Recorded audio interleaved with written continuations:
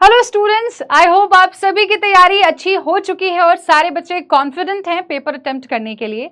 विश्वास रखिए अपने ऊपर और अपने टीचर्स के ऊपर। हम दोनों ने मिलकर बहुत ज़्यादा मेहनत करी है, आप लोगों ने भी और हम सब ने भी बहुत एफर्ट किए हैं। तो बेसिकली अब कल के लिए जो एक स्ट्रैटेजी है वो क्या हो सकती है, इसको डिस्कस करने के लिए मैं सचिन सर और सुमित सर आप लोग के साथ यहाँ पर जुड़े हैं। तो सबसे पहली और इम्पॉर्टेंट चीज, जब आप पेपर अटेम्प्ट करेंगे तो आपका माइंडसेट बहुत ज्यादा मैटर करता है। डर तो नहीं रहे हैं आप कहीं, घबरा तो नहीं रहे हैं आप कहीं, कहीं आप कंफ्यूज तो नहीं है। अगर इस तरीके के नेगेटिव थॉट्स आपके दिमाग में है ना, तो पेपर ना चाहते हुए भी आपका गड़बड़ हो सकता है। इसलिए कॉन्फिडेंट रहना पेपर में बहुत इंपॉर्टेंट है, क्योंकि confidence is the key to excel now. अगर आप जरा सा भी घबरा गए ना, तो आपने जो चीजें अभी तक पढ़ रखी हैं, जिन चीजों में आप माहिर हैं, वो चीजें भी गड़बड़ आप कर सकते हैं, क्योंकि नर्वसनेस हमारी सारी मेहनत पर पानी फेरने की ताकत रखती है। हमें नर्वस बिल्कुल भी नहीं होना, और पेपर को किस तरह से अटेम्प्ट करना है या किस तरह के क्वेश्चंस आप लोगों से पूछे जा सकते हैं, इस पर जरा थोड़ी सी रोशनी डाल देते हैं, क्योंकि कल के लिए हमें कोई भी कसर नहीं छोड़नी है ना। आ जाओ फिर शुरू करते हैं। सबसे पहले आप सभी स्टूडेंट्स के साथ मैंने यहाँ पर रखा है पिछले साल का एनालिसिस, यानी कि पिछले साल हमारे पेपर में किस किस टाइप के क्वेश्चंस पूछे गए थे, राइट।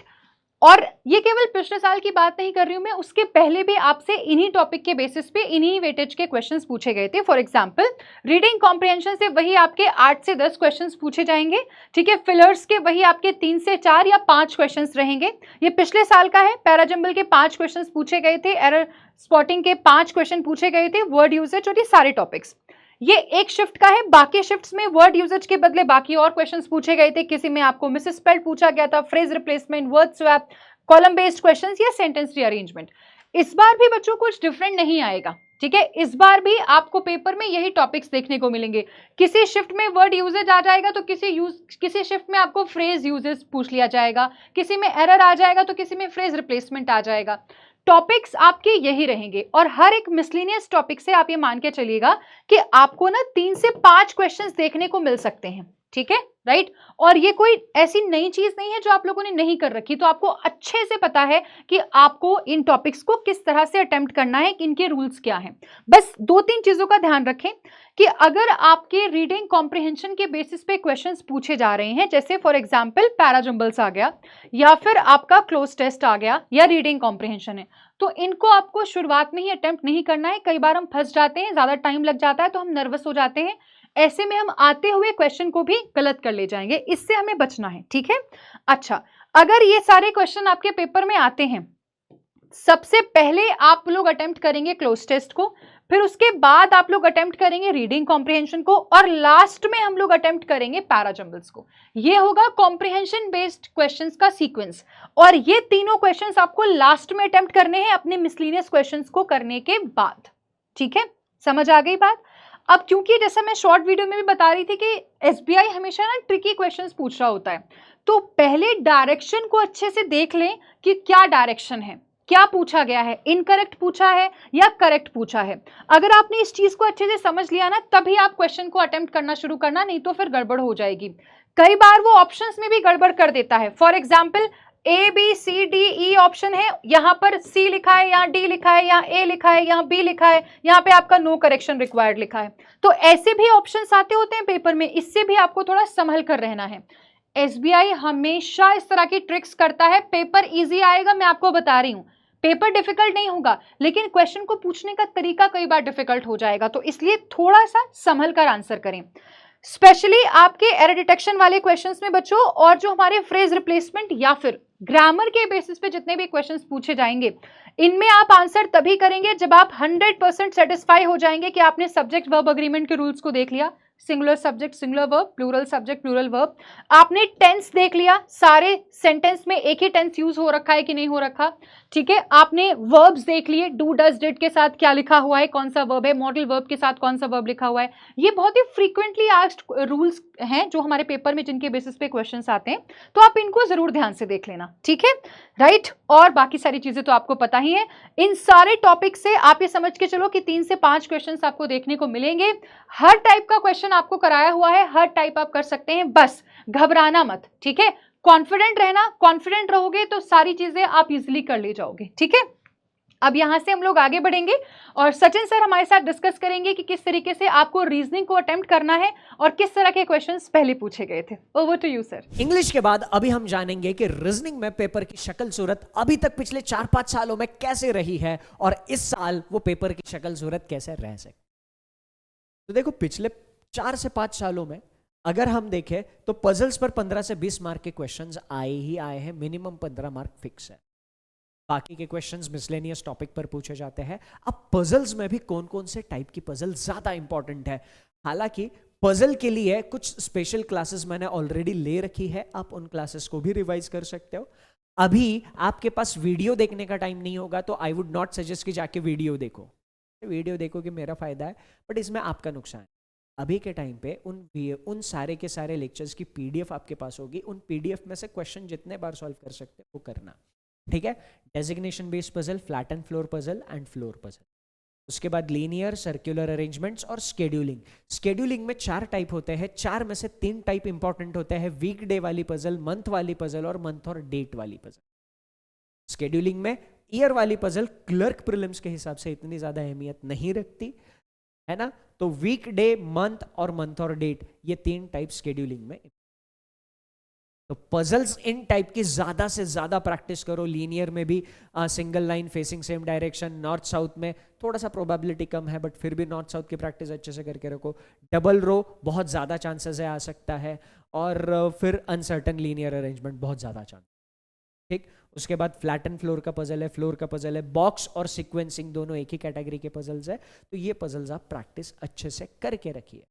अभी नए पजल सॉल्व करने से अच्छा ये होगा कि अभी तक जितनी भी चीजें आप लोगों ने प्रैक्टिस करी है उन्हीं चीजों को रिपीटेटिवली। मिसलेनियस पर चलते हैं तो मिसलेनियस का सबसे इंपॉर्टेंट चैप्टर है अल्फाबेट।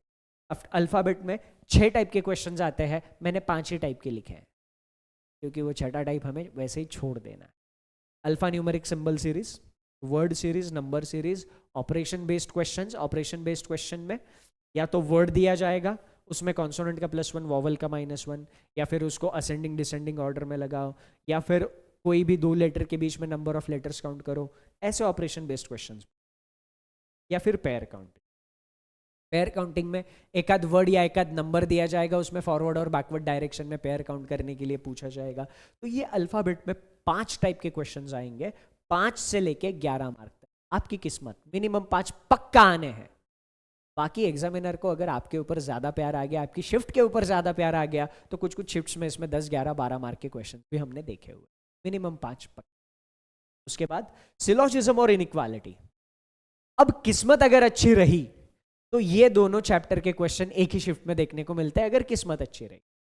वरना आजकल क्या हो रहा है, पिछले 1 साल में, मतलब पिछले साल में इसने ऐसा खेल खेला था कि सिलोजिज्म और इनइक्वालिटी दोनों में से कोई एक ही टॉपिक आपके एग्जाम में दे दिया, आपकी शिफ्ट में दे दिया। किस्मत अच्छी रही तो दोनों भी देखने को मिले, है ना।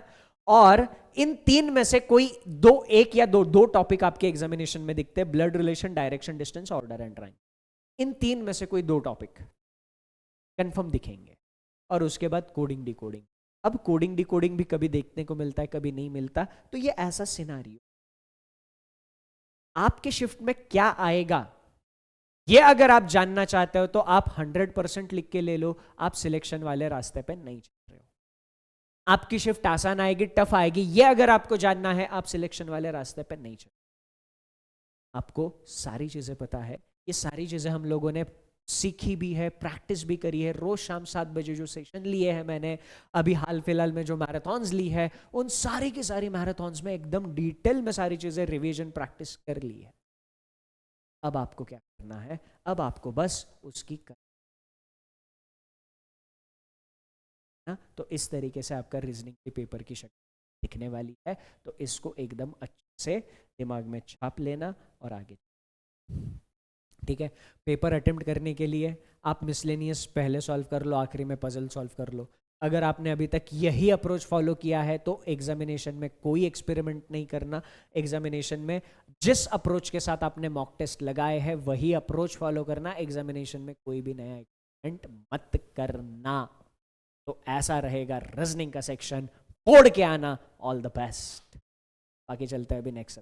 तो आइए दोस्तों जानते हैं क्वांट का एनालिसिस। पिछले 5 साल का अगर पेपर देखा जाए एसबीआई क्लर्क एग्जामिनेशन का, पेपर का लेवल 80 to 90% ईजी होता है, 10 to 20% तक मॉडरेट या फिर डिफिकल्ट हो जाता है। तो आपकी क्या स्ट्रेटेजी होनी चाहिए उस पर भी हम लोग बात करेंगे। बट पिछले 5 साल का अगर एग्जाम एनालिसिस हम लोग देखते हैं और क्वांट को अगर 3 सेक्शन में डिवाइड करते हैं तो एक सेक्शन हो जाता है स्पीड मैथ्स, एक होता है अर्थमेटिक, एक होता है डीआई। अब क्या होता है, कुछ शिफ्ट में आपको सिंप्लीफिकेशन के जो नंबर ऑफ क्वेश्चन है 12 to 15 देखने को मिलते हैं, किसी शिफ्ट में 12 होते हैं, किसी शिफ्ट में 15 होते हैं।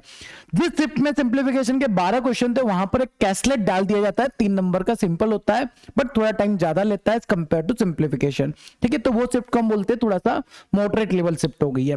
इसके अलावा नंबर सीरीज की बात करें तो किसी शिफ्ट में मिसिंग नंबर सीरीज हो जाता है, किसी शिफ्ट में रॉन्ग नंबर सीरीज हो जाता है, और बहुत कम ऐसी शिफ्ट होती है इसमें क्वाड्रेटिक इक्वेशन आता है।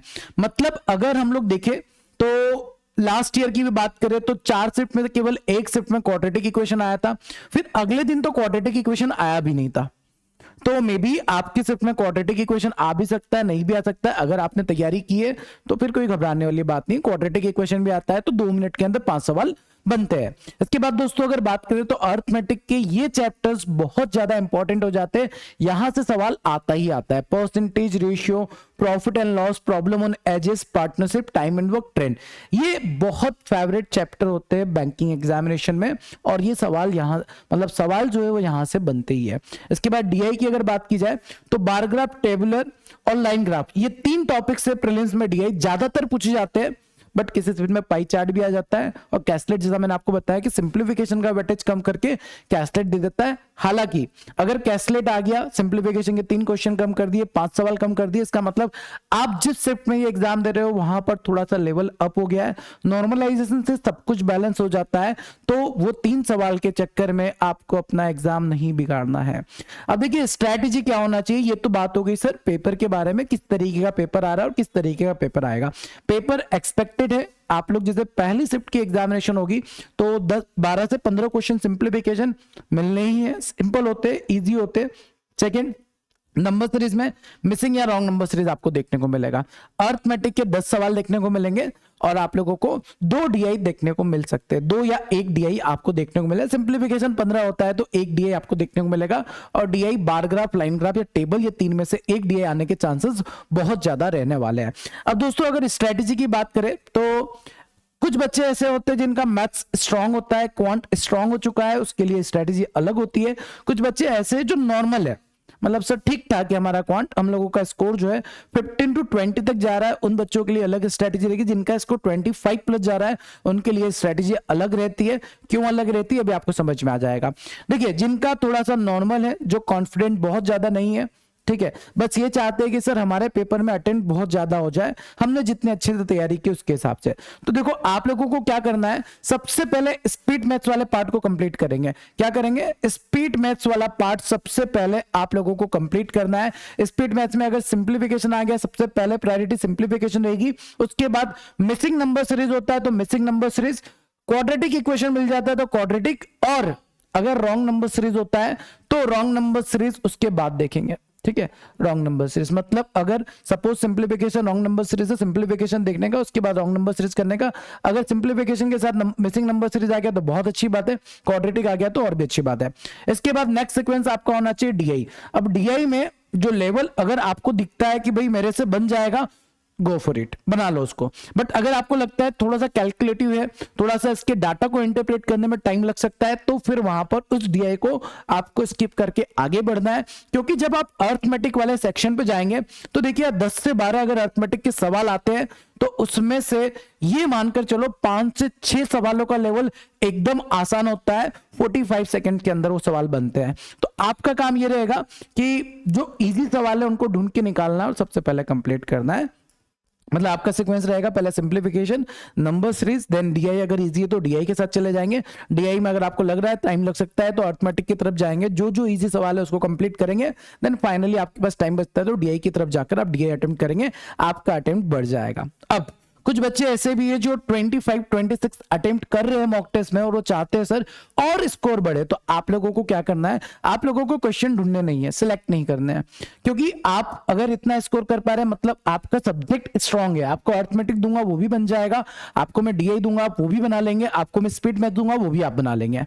तो अब आपकी स्ट्रेटेजी क्या होना चाहिए, विथ पेपर फ्लो आपको जाना है। पेपर में पहला सवाल जो दिया है वो आपको देखना है, बनाना है। सेकंड क्वेश्चन जो आता है वो आपको बनाना है। थर्ड जो दिया है वो आपको बनाना है।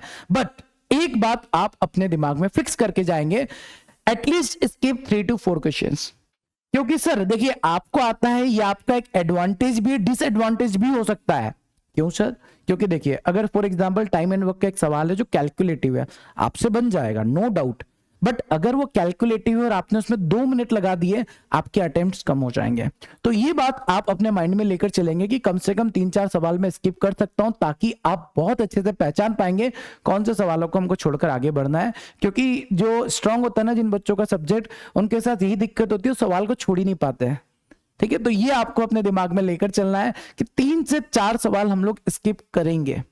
और अगर आपने पेपर जल्दी कर दिया और टाइम बच जाता है तो 3-4 सवाल जो स्किप करने के बारे में सोचा है वो भी आपसे बन सकते हैं। तो आपका सीक्वेंस ये होना, आपको ढूंढना नहीं है ना सवाल की पहले मैं सिंप्लीफिकेशन करूं, पहले अरिथमेटिक करूं, पहले डीआई करूं। आप सिंपली जाइए, पेपर स्टार्ट कीजिए, पहला सवाल देगा अरिथमेटिक का, देखो आपको टाइम नहीं लगता है, बना लो आगे बढ़ो, बना लो आगे बढ़ो। बट अगर नॉर्मल मैथ से आपको ऐसा लगता है कि सर मैं बहुत स्ट्रांग नहीं हूं, तो डेफिनेटली आपका स्ट्रेटजी ये होना चाहिए, पहले इजी क्वेश्चन करो। मैं इजी क्वेश्चन करने का आपको इसलिए बोल रहा हूं कि अगर आपका मैथ्स बहुत स्ट्रांग नहीं है और आपने सिंप्लीफिकेशन पहले कंप्लीट कर दिए, 12 से 15 क्वेश्चन आ गए आपके पास, तो आपका एक कॉन्फिडेंस बढ़ जाएगा। और वो बढ़े हुए कॉन्फिडेंस से आप फिर आगे चल के जो पेपर है ना उसको बहुत अच्छे से अटेम्प्ट कर रहे होंगे। ठीक है, और बाकी ये जो क्रांतिकारी होंगे स्टार्टिंग से करेंगे, बट ध्यान रखना है बेटा आप लोगों को 3 से 4 क्वेश्चन अपने दिमाग में लेकर चलना, स्किप करना ही है, क्योंकि 3 से 4 क्वेश्चन पक्का आपको मॉडरेट लेवल के, डिफिकल्ट लेवल के देखने को मिलेंगे, जो आपका टाइम कंज्यूम कर रहे होंगे, और आपको बस उनको टाइम नहीं देना है। अगर आपने उनको टाइम नहीं दिया, आपका अटेम्प्ट ज्यादा हो सकता है। ठीक है, तो जितने भी स्टूडेंट्स का एग्जामिनेशन होने वाला है सभी को ऑल द वेरी बेस्ट। अच्छे से एग्जाम दो, तैयारी की है तो बस एग्जाम में कुछ गड़बड़ नहीं करना है। बस मैं हमेशा एक ही बात बोलता हूं, अपना 100% देकर आ जाओ। मतलब एग्जाम के बाद ये नहीं लगना चाहिए काश मैंने ऐसा किया होता, काश मैंने वैसा किया होता, काश वाली चीज नहीं होना चाहिए। आप अगर अपना 100% देकर आ गए तो ये एग्जाम आप क्लियर कर सकते हैं। और थोड़ा सा पैनिक होना, नर्वस होना, ये नेचुरल है बेटा, है ना। बस जब एग्जामिनेशन स्टार्ट होना तब वहां पर नर्वस नहीं होना है। एक टाइम ऐसा भी आता है जब एकदम ब्लैंक हो जाते हैं हम लोग, जब सवाल नहीं बनते ना, तो डेफिनेटली टाइम आता है और होता है सवाल नहीं बनते हैं। इवन मैं भी अगर एग्जाम देने जाऊंगा, मैं भी 4-5 एग्जाम दूंगा, तो एक आधा एग्जाम ऐसा डेफिनेटली होगा जहां पर माइंड ब्लैंक हो जाता है, सवाल नहीं बन रहा होता है। तो उस टाइम पर एक लंबी सी सांस लेना है, बाउंस बैक करना है, वापस सवाल पे अटैक करना है, और जो सवाल आपको परेशान कर रहा है उसको छोड़ दो, चाहे वो सिंप्लीफिकेशन का सवाल क्यों ना हो। ठीक है, चलिए बाकी फिर एग्जाम के एनालिसिस में मिलते हैं, बाकी चीजें डिस्कस करेंगे। पेपर इजी होगा, है ना, 80 to 90% इजी होता है। आपका काम बस वो 80 to 90% पिक करके बनाना होता है, और जो डिफिकल्ट होता है उसको छोड़ना होता है। All the very best, bye bye, take care.